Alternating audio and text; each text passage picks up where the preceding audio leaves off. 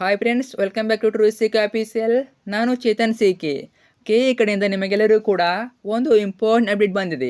ಇಲ್ಲಿ ಕೆಎ ಅವರು ಒಂದು ಡಾಕ್ಯುಮೆಂಟ್ ವೆರಿಫಿಕೇಷನ್ ಡೇಟ್ನ ಅನೌನ್ಸ್ ಮಾಡಿದ್ದಾರೆ. ಹೌದು, ಇವಾಗ ನೀವು ಯಾರ್ಯಾರು ಡಾಕ್ಯುಮೆಂಟ್ ವೆರಿಫಿಕೇಷನ್ಗೆ ಹೋಗಬೇಕು, ಮತ್ತು ಏನೇನು ಡಾಕ್ಯುಮೆಂಟ್ಸ್ ತಗೊಂಡು ಹೋಗಬೇಕು, ಮತ್ತು ಯಾವಾಗ ವೆರಿಫಿಕೇಷನ್ ಶೆಡ್ಯೂಲ್ ಆಗಿದೆ, ಅಂದರೆ ಯಾವ ಡೇಟಿಗೆ ವೆರಿಫಿಕೇಷನ್ ಶೆಡ್ಯೂಲ್ ಆಗಿದೆ ಡಾಕ್ಯುಮೆಂಟ್ ವೆರಿಫಿಕೇಷನ್ನು, ಇದರ ಬಗ್ಗೆ ಎಲ್ಲನೂ ಕೂಡ ಈ ವಿಡಿಯೋದಲ್ಲಿ ಡೀಟೇಲಾಗಿ ಮಾಹಿತಿ ತಿಳಿಸ್ಕೊಡ್ತೇನೆ. ನೀವೇನಾದರೂ ಈ ವರ್ಷ CET ಎಕ್ಸಾಮ್ ಬರೀಬೇಕು ಅಂತ ಅಂದ್ಕೊಂಡಿದರೆ ನಿಮಗೆಲ್ಲ ಕೂಡ ಇಂಪಾರ್ಟೆಂಟ್ ವಿಡಿಯೋ ಆಗಿರುತ್ತೆ. ಪ್ರತಿಯೊಬ್ಬರು ಗಮನಿಟ್ಟು ಕೊನೆವರೆಗೆ ನೋಡಿ. ಯಾರು ಚಾನಲ್ನ ಸಬ್ಸ್ಕ್ರೈಬ್ ಮಾಡ್ಕೊಂಡಿಲ್ಲ ಪ್ರತಿಯೊಬ್ಬರು ಮಾಡ್ಕೊಳ್ಳಿ. ಹಾಗೆ ಪ್ರತಿಯೊಬ್ಬರು ವಿಡಿಯೋಗೊಂದು ಲೈಕ್ ಮಾಡಿ. ಮತ್ತು ಇಲ್ಲಿ ಇನ್ನೊಂದು ಇಂಪಾರ್ಟೆಂಟ್ ಅಪ್ಡೇಟು, ಇಲ್ಲಿ ಕಾಲೇಜ್ ದೋಸ್ತ್ ಅಂತ ಒಂದು ವಾಟ್ಸಪ್ ಚಾಟ್ಬಾಟ್ ಇದೆ. ಈ ಒಂದು ಚಾಟ್ಬಾಟಲ್ಲಿ ನಿಮಗೆ KCET ರಿಲೇಟೆಡ್ಡು ಎಲ್ಲ POQs ಆಗಿರ್ಬೋದು, model question papers, important questions, important topics ಎಲ್ಲ ಕೂಡ ಫ್ರೀಯಾಗಿ PDF ಸಿಗ್ತವೆ. ಸೊ ಅವೆಲ್ಲ ಬೇಕು ಅಂತ ಅನ್ನೋರು ವಿಡಿಯೋದ ಕೆಳಗಡೆ ಡಿಸ್ಕ್ರಿಪ್ಷನ್ ಬಾಕ್ಸಲ್ಲಿ ಮತ್ತು ಟಾಪ್ ಕಮೆಂಟ್ ಬಾಕ್ಸಲ್ಲಿ ಲಿಂಕನ್ನು ಕೊಟ್ಟಿರ್ತೀನಿ. ನಿಮ್ಮ KCET ಎಕ್ಸಾಮ್ಗೆ ತುಂಬಾ ಯೂಸ್ಫುಲ್ಲು. ಓಕೆ, ಬನ್ನಿ ಇವತ್ತಿನ ಈ ಒಂದು ವಿಡಿಯೋನ ಶೇರ್ ಮಾಡೋಣ. ಓಕೆ, ಈಗ ಗಮನವಿಟ್ಟು ವಿಡಿಯೋನ ಕೊನೆವರೆಗೆ ನೋಡಿ. ಡಾಕ್ಯುಮೆಂಟ್ ವೆರಿಫಿಕೇಷನ್ಗೆ ಏನಾಗ್ತಿದೆ ಅಂದರೆ ಆಫ್ಲೈನಲ್ಲಿ ನಡೆಯುತ್ತೆ. ನಿಮ್ಮ ಡಾಕ್ಯುಮೆಂಟ್ ವೆರಿಫಿಕೇಷನ್ನು ಆಫ್ಲೈನಲ್ಲಿ ನಡೆಯುತ್ತೆ. ಬೆಳಗ್ಗೆ 9:30ರಿಂದ ಸಂಜೆ 5:30 ಒಳಗಡೆ KE ಆಫೀಸ್ಗೆ ಹೋಗಬೇಕು. ನೀವು ಡಾಕ್ಯುಮೆಂಟ್ ವೆರಿಫಿಕೇಷನ್ಗೆ KE ಆಫೀಸ್ಗೆ ಹೋಗಿ ಡಾಕ್ಯುಮೆಂಟ್ ವೆರಿಫಿಕೇಷನ್ ಮಾಡಿಸ್ಬೇಕಾಗುತ್ತೆ.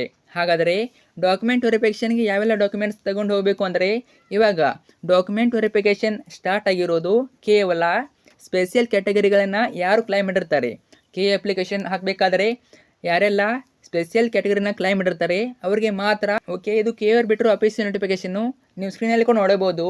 ಇಲ್ಲಿ ಸ್ಪೆಷಲ್ ಕ್ಯಾಟಗರಿ ಯಾವೆಲ್ಲ ಬರುತ್ತೆ ಅಂದರೆ CAPF ಆಗಿರ್ಬೋದು, NCC, ಸ್ಪೋರ್ಟ್ಸ್ ಆ್ಯಂಡ್ ಗೈಡೆನ್ಸ್, ಇವೆಲ್ಲ ಕೂಡ ಸ್ಪೆಷಲ್ ಕ್ಯಾಟಗರಿ ಅಂಡರ್ ಬರುತ್ತೆ. ಇಲ್ಲಿ ಯಾವತ್ತು ಹೋಗಬೇಕು ಅನ್ನೋ ಡೇಟ್ಗಳನ್ನು ಕೊಟ್ಟಿದ್ದಾರೆ, ಅಬ್ಸರ್ವ್ ಮಾಡಿ. ಅದೆಲ್ಲ ಕೂಡ ನೀವು ಇಲ್ಲಿ ನೋಟ್ ಡೌನ್ ಮಾಡ್ಕೊಳ್ಳಿ, ಅಥವಾ ನಿಮ್ಮ ಮೊಬೈಲ್ನಲ್ಲಿ ನೀವು ಸ್ಕ್ರೀನ್ಶಾಟ್ ತಗೊಳ್ಳಿ. ಓಕೆನಾ? ಅಕಾರ್ಡಿಂಗ್ ಟು ದಿಸ್ ನೀವು KE ಆಫೀಸ್ಗೆ ಹೋಗಬೇಕಾಗತ್ತೆ.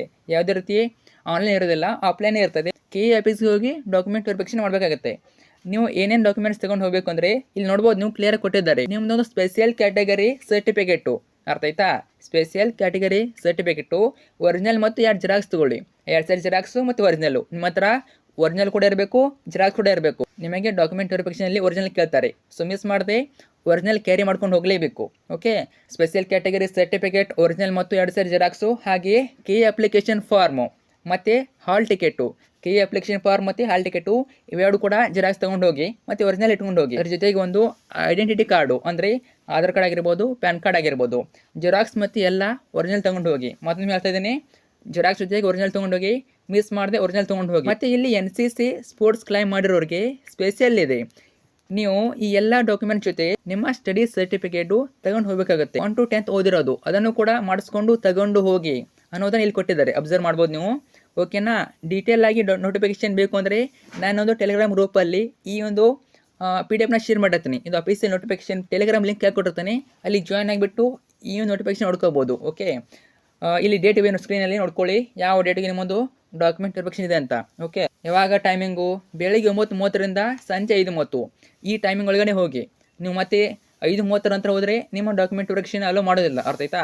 ಏನೇ ಇದ್ರೂ ಬೆಳಿಗ್ಗೆ 9:30ರಿಂದ ಸಂಜೆ 5:30 ಒಳಗೆ ನಿಮ್ಮ ಡಾಕ್ಯುಮೆಂಟ್ ವೆರಿಫಿಕೇಷನ್ ಮಾಡಿಸ್ಬೇಕು.